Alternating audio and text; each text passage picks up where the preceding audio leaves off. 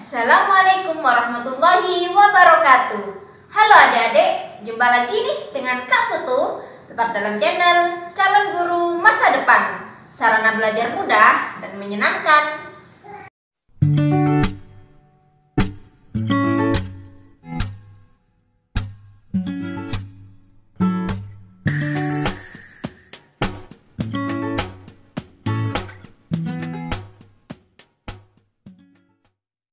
Baik adik-adik, pada kesempatan kali ini kita akan belajar tentang surat dinas dan surat pribadi.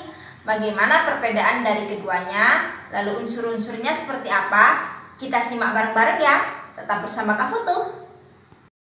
Sebelum kita mulai materinya, jangan lupa ya dukung terus channel ini dengan cara like, komen, dan subscribe. Di-share juga ya, agar kita bisa belajar bersama dengan Kak Putu. Oke adik-adik, materi surat pribadi dan surat dinas kita kali ini itu sangat diperlukan dalam kehidupan sehari-hari, terutama bagi kalian yang sedang bertugas dalam kedinasan.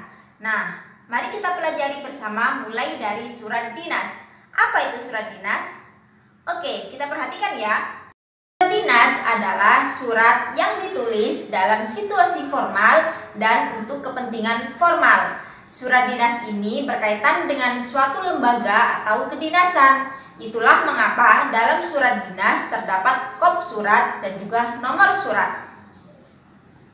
Nah, isi dari surat dinas itu bersifat formal, sehingga bahasa yang digunakan pun formal, singkat, dan juga jelas. Oke adik-adik, kita lanjut pada struktur dari surat dinas. Perhatikan surat dinas berikut ini.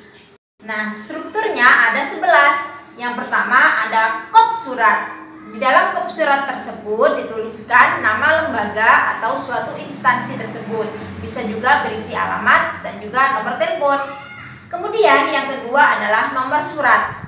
Inilah yang akan membedakan antara surat dinas dan juga surat pribadi. Jika surat dinas terdapat kop surat dan juga nomor surat. Struktur yang ketiga adalah tanggal surat. Kapan kalian membuat surat tersebut.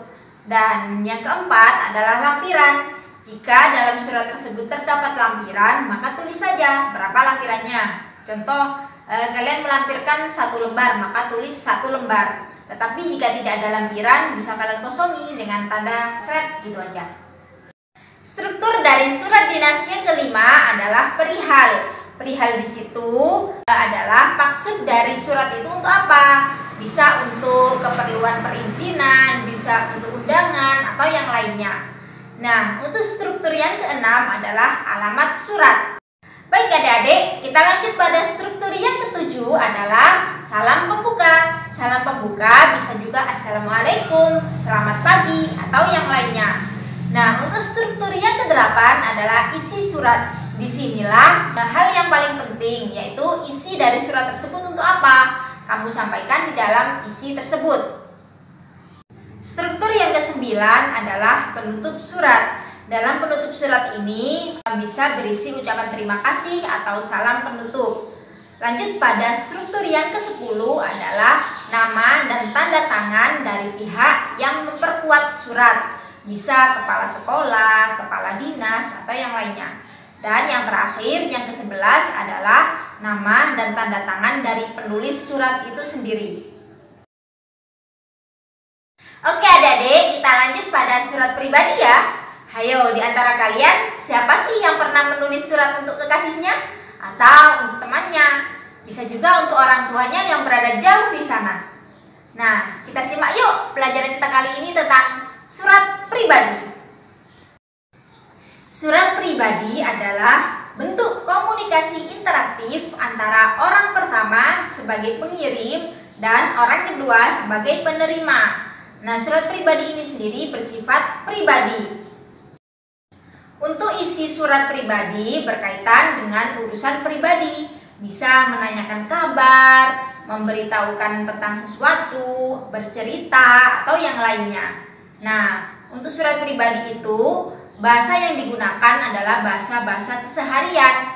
Dan yang paling penting adalah ketahui tata krama dan sopan santun ketika kalian mengirim surat kepada orang yang lebih dewasa.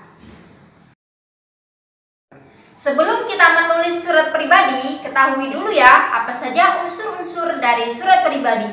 Unsurnya ada 7. Yang pertama adalah tanggal surat. Tanggal kapan kamu menulis surat tersebut. Nah, untuk struktur yang kedua atau unsur yang kedua adalah alamat surat. Alamat di mana kalian menulis surat tersebut. Unsur yang ketiga adalah salam pembuka. Assalamualaikum, selamat pagi, selamat siang, dan yang lainnya. Unsur yang keempat adalah pendahuluan. Di dalam pendahuluan ini kalian bisa berikan basa-basi, menanyakan kabarkah, atau kalian beritahukan kabar kalian sendiri. Nah, untuk yang kelima adalah isi dari surat tersebut. Keperluan apa yang ingin kalian sampaikan kepada penerima. Untuk unsur yang keenam adalah salam penutup. Dan unsur yang ketujuh adalah nama penulis dan juga tanda tangan. Perlu kalian ketahui sebenarnya dalam menulis surat pribadi itu tidak ada patokan resmi dalam struktur atau unsurnya. Ini hanya sebagai contoh untuk memudahkan kalian dalam menulis surat pribadi.